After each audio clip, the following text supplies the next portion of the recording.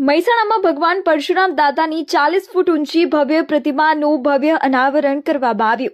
આ ઐતિહાસિક ક્ષણે મહેસાણા સહિત આસપાસના વિસ્તારોમાંથી મોટી સંખ્યામાં શ્રદ્ધાળુઓ, સાધુ સંતો અને આગેવાનો ઉપસ્થિત રહ્યા.